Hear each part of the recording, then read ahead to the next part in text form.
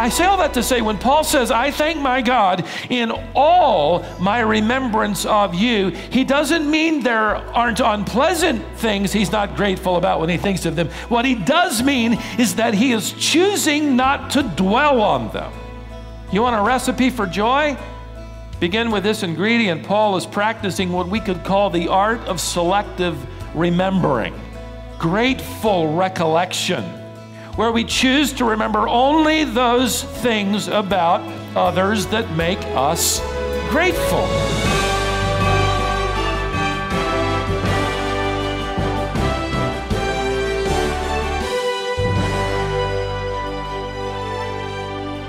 The world tells you that happiness depends on what happens to you. But the Apostle Paul, imprisoned and awaiting trial, reveals a deeper truth. True joy isn't found in circumstances. It's found in something far more reliable. We live in an age obsessed with finding happiness, yet lasting joy eludes us. Paul's letter to the Philippians offers a recipe for a joy that transcends circumstance.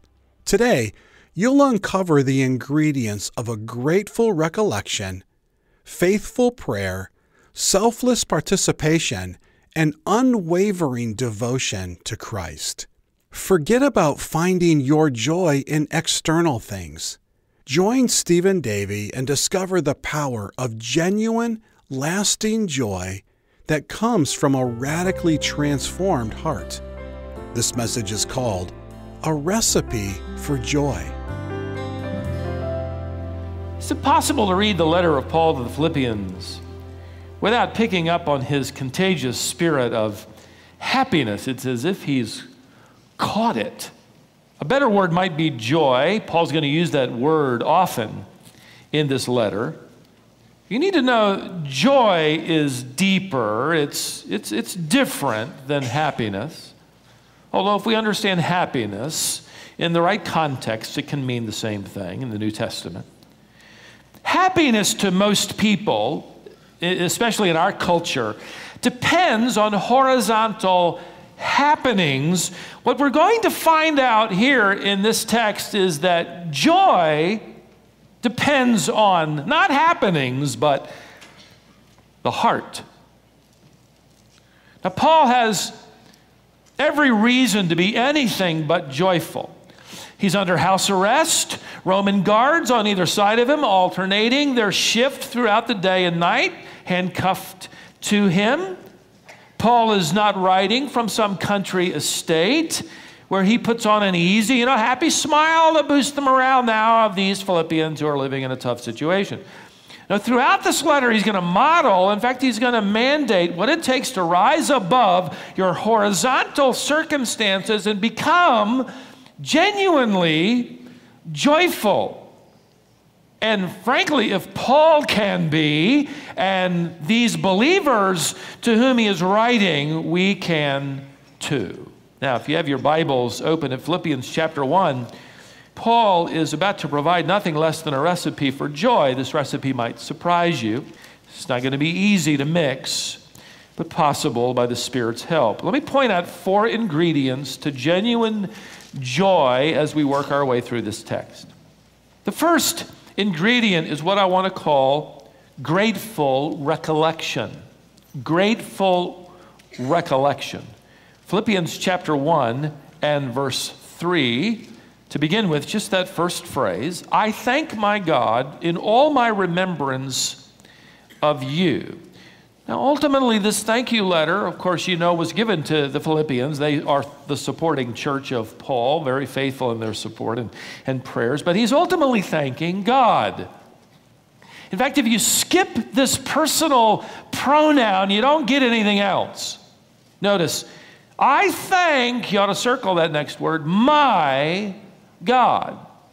I thank my God. You see, Paul's vertical relationship with God colored, influenced, informed, even defined his horizontal perspective in the happenings of his circumstances.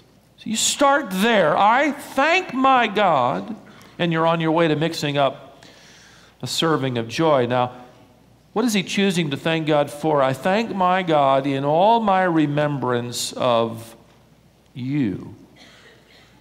Paul is writing in the present tense. You could render this, I am always thanking my God for you. Now, it's easy to read that verse and just assume that the Philippian church brought Paul nothing but wonderful memories. That they were just this unique and perfect church, and they never caused any unpleasantness. I mean, it is true, this church brought him great joy and a lot less pain than other churches he planted or served. It is true that the churches in Rome and Galatia were struggling over multiple issues, including a desire of some within the body to return back to Jewish law and tradition. It is true that the church in Corinth was splintered and factious. They were tolerant of immorality, and they were all pandering after the public expressive gifts. It is true that the church in Ephesus was plagued by false teaching. The church in Colossae was sort of turning away to its own unique heresy. The church in Thessalonica was riddled with false rumors about Paul, lazy members, and even false teaching about the resurrection of Christ. It is true that the Philippian letter is mostly pleasant, but don't make the mistake of thinking this church was without problems. No church is. In fact, Paul is going to do something very rare in this particular letter by effectively rebuking two women. In fact, he's going to call them out by name in this letter. Imagine how embarrassing that would be, who were causing strife in the church.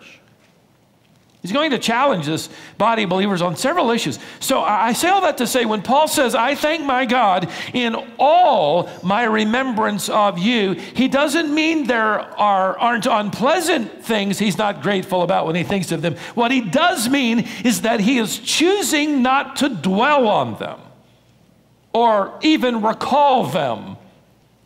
You want a recipe for joy? Begin with this ingredient. Paul is practicing what we could call the art of selective remembering or selective memory. We already do that, don't we? Let's practice grateful recollection. That's our parameter, where we choose to remember only those things about others that make us grateful. A key ingredient to a joyful spirit is evidently limiting your recollection to that which produces gratitude unto God. The second ingredient that comes from this text to me is faithful intercession. Look at verse 4. Always in every prayer of mine for you all, making my prayer with joy. Have you ever thought about the fact that Paul rarely prayed for things? He most often prayed for people. And would you notice the comprehensive scope in his prayer life? You could circle the same Greek word that's translated into several different English words, same root word in verses 3 and 4. I thank my God in all, there it is, my remembrance of you, always, there it is, in every, there it is, prayer of mine for you, all. Let me paraphrase it to give you the idea of his repetition for emphasis. I thank my God in all my remembrances of you at all times and in all my prayers for all of you. He obviously doesn't want to leave anybody out, including the two women he'll call out. He's effectively saying, listen, I am praying all of the time for all of you. This isn't some apostolic, pious platitude, because apostles are supposed to say things like this, or we might rather flippantly say to somebody, I'll pray for you, and then maybe not, and then never do. Paul meant it. I am always praying for all of you as I recollect those things that bring me gratitude. Have you ever had anybody tell you with absolute sincerity that they were praying for you? What did that do to you? It didn't change your circumstances, but it deposited into your heart this sense of joy. You see, you intercede for somebody, and it changes, first and foremost, the intercessor. Can you imagine that rented apartment? Some Roman guard on this side, the left and right, and Paul is under house arrest there, and he says, you know, man, it's time I want to work through my prayer list. Do you mind? And they have to give him some slack as he begins to shuffle through his list. He prays. Can you imagine them listening to him pray? Most of the time, I'm sure silently, but sometimes coming out with something audibly. They're watching this man who's chained to them pray with great passion for somebody else. Can you imagine? And don't overlook the fact that Paul's prayer life didn't change his circumstances. When he said amen, he's still chained. He's still under house arrest. But his prayer life changed his spirit. We know that. How do we know that? Because he says in this text, I'm praying for all of you, and I'm making my prayer, notice the last part of verse 4, and I'm praying with joy. With joy. You want to mix up a recipe of joy? Be limited in your remembering. Be generous in your praying. The ingredients of joy, then, are not only grateful recollection, we see here in his biographical comments, and faithful intercession. Let me give you another. Thirdly, reliable participation. Reliable participation. Look at verse 5.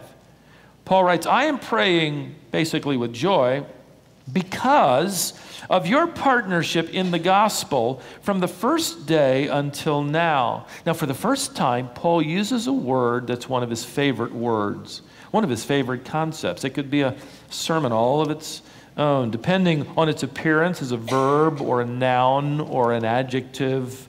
This family from the root word koinon gives us our word koinonia, and it's translated communion, fellowship, fellowshipping, participating. In fact, Hebrews uses it. They're ready to share. They're ready to fellowship in the giving financially of what they have. Paul is going to use this word again in his letter to the Philippians in a famous text many of us know in Philippians chapter 3 and verse 10. He said, I want to fellowship with the sufferings of Christ. I want to participate in his sufferings. See, this isn't a trite word. This isn't a casual, I have a little fellowship. No, Paul is saying much more to the Philippians than, you've got a curious interest in my ministry, and so I'm going to send you my prayer letter. And they would say, well, I'll read it, maybe I won't. No, they were deeply invested.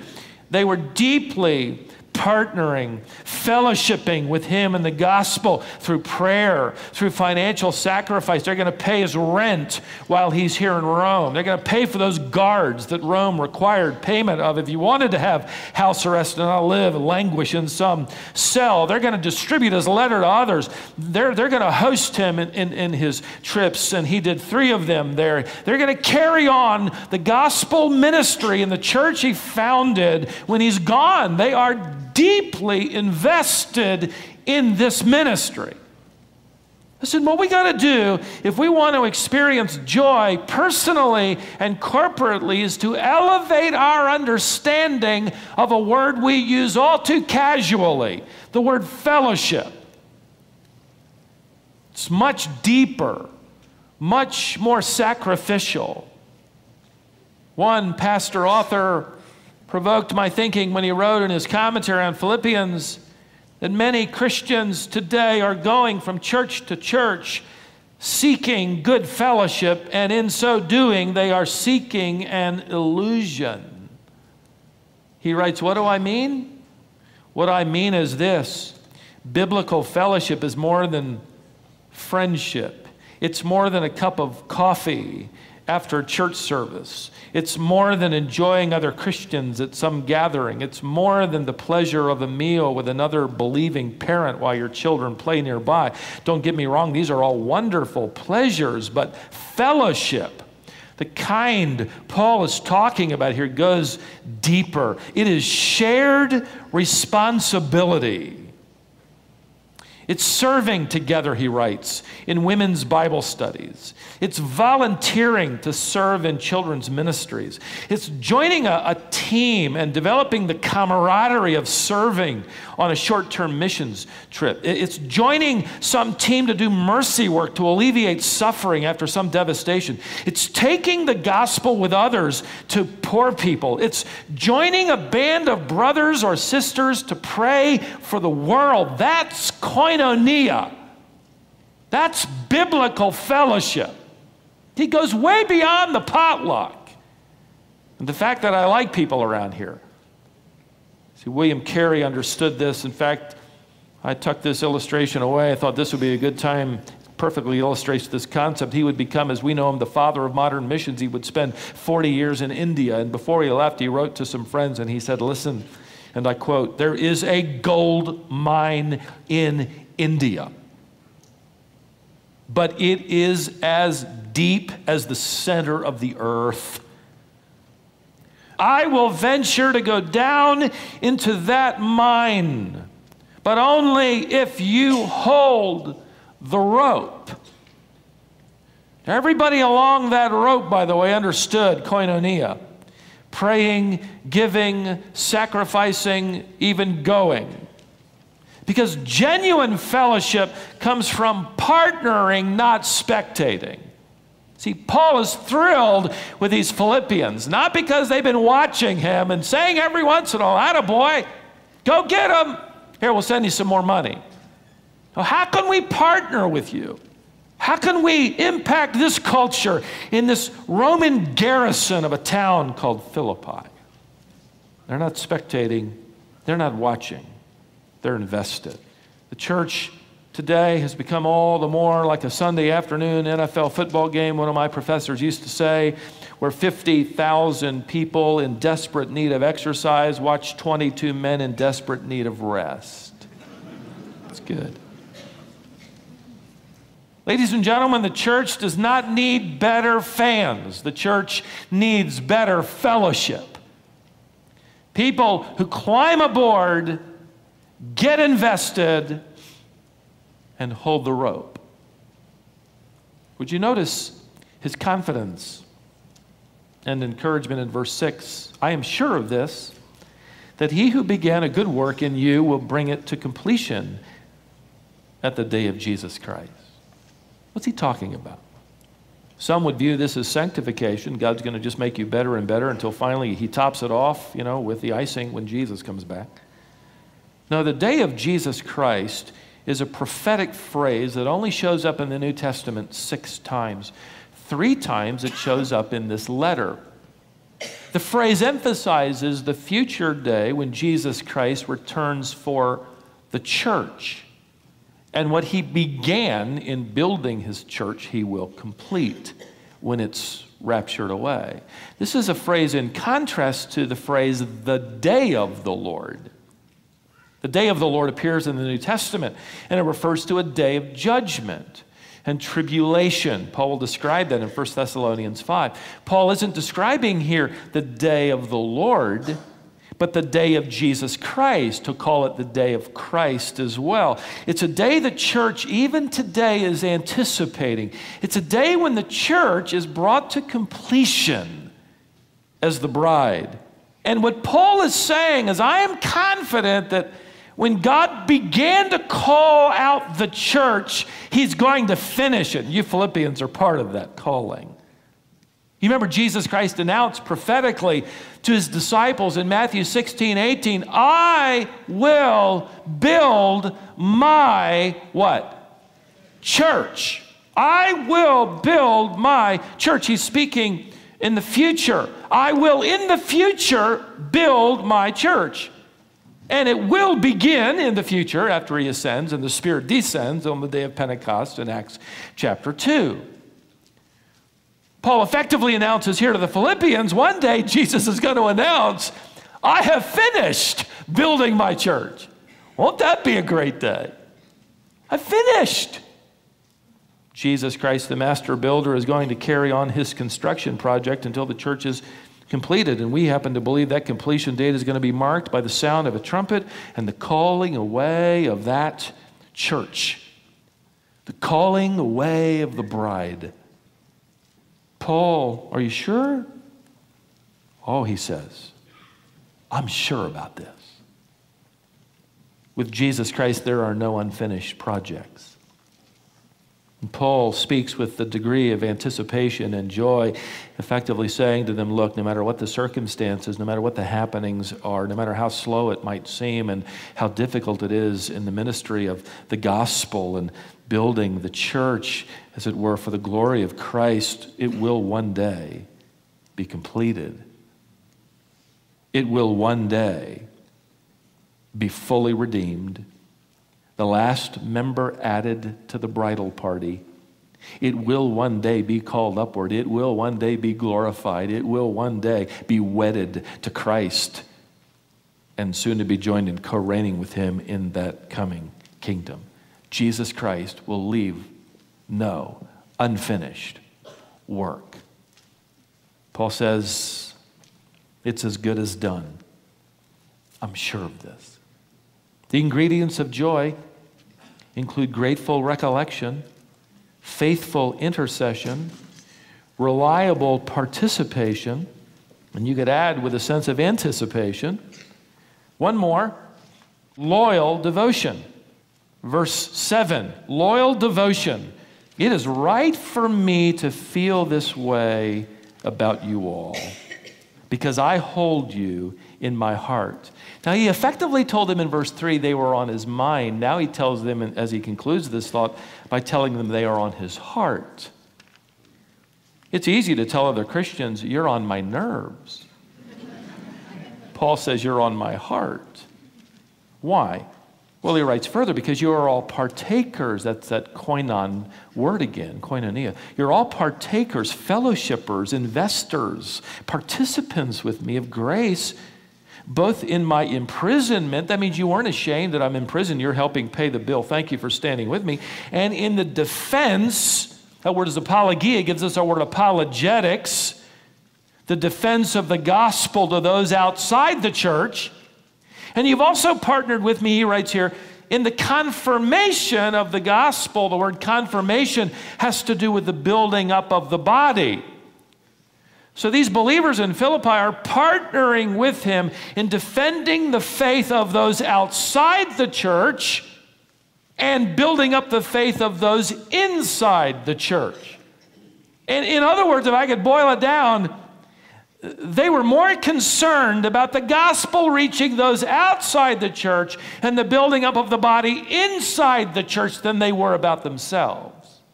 No wonder they're near and dear to the heart of Paul, a man who's writing this letter with dangling chains from his wrists. They got his passion. They shared his joy. Why? They were unusually devoted to the gospel of Jesus Christ. Do you want joy in your life? Do you really? I mean, after this, you might know now why you really don't want it. This is hard. But let's review the recipe. Joy is found in grateful recollection. We called it selective memory. Let me put it another way. Joy is choosing to remember when people do you right instead of when they've done you wrong.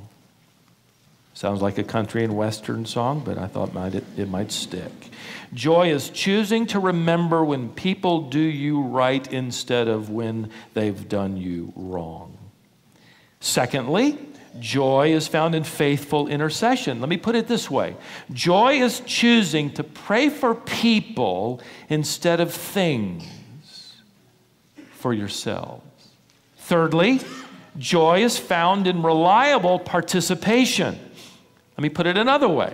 Joy is choosing to participate rather than spectate or hitchhike as we travel toward our date of completion. What kind of passenger are you, by the way? Fourthly, joy is found in loyal devotion. Joy is choosing to defend the gospel and build up the body more than we care to defend ourselves or build our own lives. See, these are the ingredients in a recipe that will sanctify your memory, that will flavor your relationships, that will perfume your perspective, that will prioritize your priorities, that will energize your loyalties, that will fuel the engine of your anticipation as we head toward that day, fueling it with wisdom and grace and joy.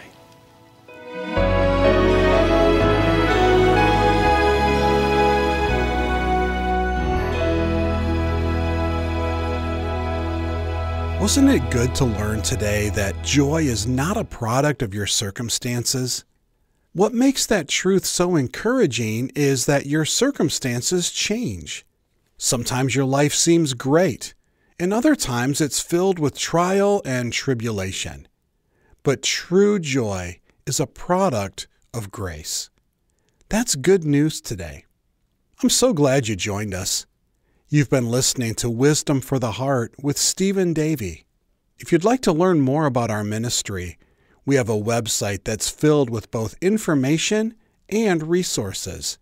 You can listen to the complete archive of Stephen's teaching ministry, read Stephen's printed manuscripts, as well as access all of the books, Bible studies, and commentaries that Stephen's written over the years. Stephen also posts articles on a regular basis.